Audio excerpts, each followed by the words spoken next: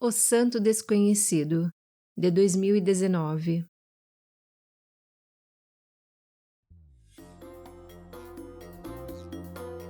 O protagonista sem nome em fuga está no meio do deserto, aflito, com uma sacola e uma pá.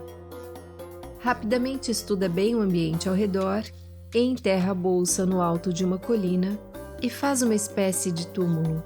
Logo em seguida chega a polícia e o leva. Anos depois, a primeira coisa que o ladrão faz ao sair da cadeia é ir em busca do seu tesouro escondido. Mas ao chegar ao lugar, grandes mudanças aconteceram. O túmulo já não está acessível. Construíram um mausoléu em volta e está muito bem guardado. Ao olhar abaixo da colina, há uma vila. Nosso protagonista, interpretado por Younes Boabe, não tem nome. E apesar de já ter pago por seu crime, é creditado como ladrão, então seguimos chamando-o dessa forma. O ladrão resolve se hospedar na única hospedaria da vila, onde imediatamente é questionado se está ali para visitar o santo. O local se tornou um destino de peregrinação, e o túmulo foi atribuído a algum santo desconhecido e milagroso, cujo milagre aparentemente ninguém sabe qual foi. E naquele momento só o ladrão sabe que não há como o que está naquele túmulo fazer algum milagre, não se estiver enterrado. Um hóspede falastrão deduz que o ladrão seja um cientista, que então, protegido sob essa nova identidade, passa a circular entre os locais sem levantar qualquer suspeita. Ao mesmo tempo da chegada do ladrão, chega o novo médico Kamal, interpretado por Anas Elbaz, para a enfermaria. Muito provavelmente é seu primeiro trabalho. Percebemos sua empolgação, mas está totalmente desavisado sobre os costumes bizarros daqueles cidadãos. Eles se negam a buscar atendimento médico, afinal, tem um santo que pode curar qualquer coisa. O hospital, na verdade, não passa de um ponto de encontro das mulheres da vila. Um outro personagem importantíssimo é Hassan Bushaib Semak, que vive em uma vila próxima com um universo totalmente dramático, triste mesmo. Tenta a todo custo se mudar com seu pai, agricultor. Afinal, o lugar é extremamente hostil, nada cresce, mas o pai insiste em ficar, por acreditar que a chuva que não cai há anos chegará a qualquer momento. Mas culpa o santo por ter atraído os demais moradores para a nova aldeia. Todos os 4 personagens estão esperando por coisas que nunca acontecem. O ladrão pela oportunidade cada vez mais distante de recuperar seu dinheiro, o médico por pacientes e Hassan e seu pai pela chuva. E todos esses personagens têm motivos para destronar o tal santo que está atrasando suas vidas. Por outro lado, é o que une todos ali, então nenhum deles tem muita coragem para tomar uma atitude mais efetiva. Há um certo clima de Far West, daqueles clássicos em que chegam 2 forasteiros em uma pequena cidade e ninguém sabe exatamente sobre suas intenções. O diretor Alaeddin Algem descreve o filme como uma fábula moderna, com um tom burlesco, o que lhe deu a possibilidade de tratar de assuntos sérios sem ofender a quem quer que fosse. Essa produção vai em uma direção oposta a de muitos filmes árabes que alcançam a cena internacional. É uma comédia, que não chega a ser um pastelão, mas passa bem perto.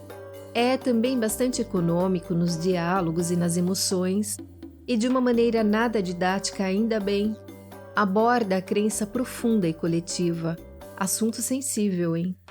Um desejo sedento por um salvador e a necessidade primária de encontrar um significado para tudo.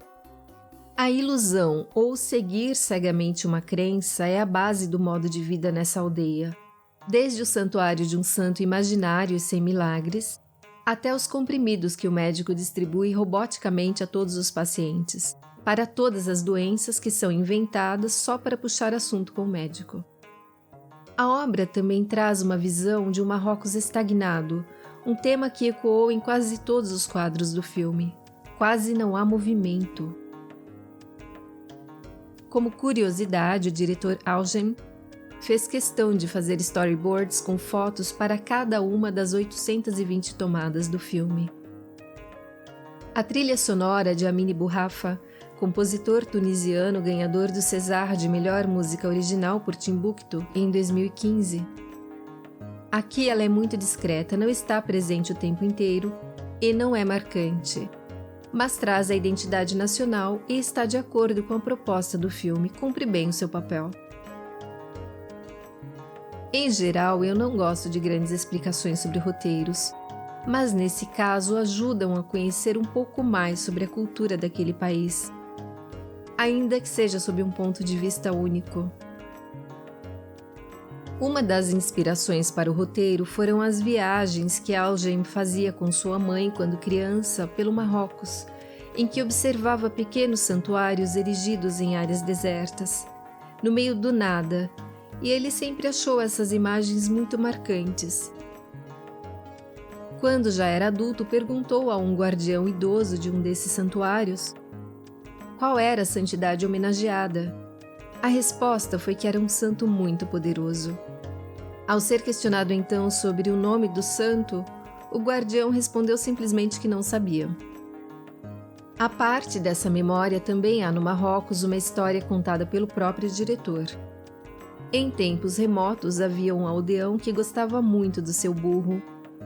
E quando o burro morreu, os seus vizinhos não deixaram enterrá-lo no cemitério local. Mas ele queria muito dar um enterro digno ao burro. E o fez fora da cidade. Tempos mais tarde, as pessoas construíram um mausoléu em volta do túmulo e ele se tornou um santo muito famoso no país. Embora todos saibam que, na verdade, não passava de um burro. O médico Kamal, de certa forma, personaliza a irmã do diretor, que vivenciou situações muito semelhantes em seu primeiro trabalho em uma clínica médica no interior do Marrocos. A crença na chuva e as atitudes experimentadas pelo pai de Hassan são diretamente inspiradas em um tio do diretor Algem durante uma grande seca no Marrocos na década de 90. Algem traz também a ideia de um dos aspectos que vê em seu povo, que como nação precisa acreditar em alguma coisa que faça sentido coletivamente e que os una, ainda que não seja real, havendo muitos exemplos que beiram a alucinação coletiva, sendo ainda mais absurdas do que o que acontece no filme. E a ideia de rodar todo o filme em uma pequena comunidade em Marrakech, resistente às modernidades metropolitanas, mostra de forma afetuosa o peso da tradição, não a tradição de mitos antigos, mas a tradição de inventar mitos. E não se trata de religião, a crença pode ser em uma ideia, em um objeto ou em uma santidade. Voltando ao filme, as personagens não têm história, têm somente sua função naquela comunidade. Dessa forma, a maneira como elas agem ou reagem aos acontecimentos é o que importa. Não existe um arco psicológico.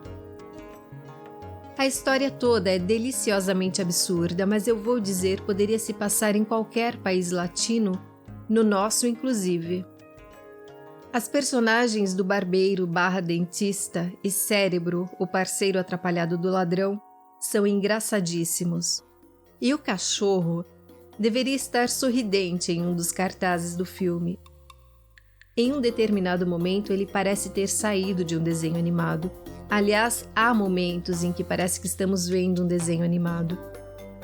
É marcante como o diretor conseguiu juntar os aspectos dolorosos e os engraçados, levados aos extremos de uma relação absolutamente árida entre pai e filho.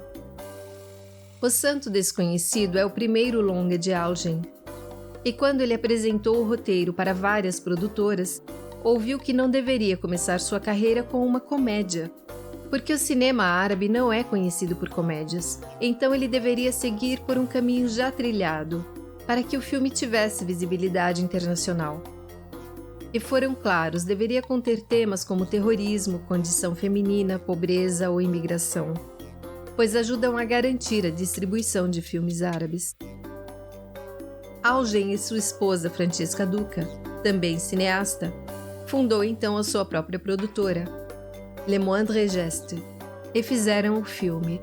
E nas palavras do próprio diretor, foi uma doce vingança.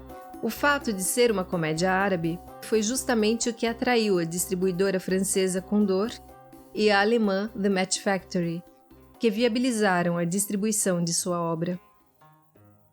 Augen quer explorar outros assuntos e outras formas de narração, filmes independentes que sejam acessíveis à população de seu país, que conta com apenas 27 salas de cinema e 74 telas para um país inteiro. Sabemos que essa é a realidade de muitos países, mas há aqui uma particularidade. O Marrocos é um ponto muito nobre para a filmagem de produções estrangeiras, desde os famosos mais antigos como Otelo, de 51, Lawrence da Arábia, de 62, Star Wars, de 77. O país tem um dos maiores estúdios permanentes do mundo, desde 83. O Atlas Film Studios, na cidade de Ouarzazate, onde foram produzidas obras como A Joia do Nilo, Gladiador, A Múmia, Aladdin, Game of Thrones e tantas outras. Então parece no mínimo sensato que os diretores locais tenham mesmo que expandir suas narrativas, para que elas sejam diversas e competitivas com as produções estrangeiras feitas em seu próprio território. Se você não conhece cinema marroquino, comece pelo Santo Desconhecido, é divertido. Depois busque por Sofia, de 2018, ou Adam, de 2019, filmes mais densos. Estão todos disponíveis por aí. Tenha bons filmes!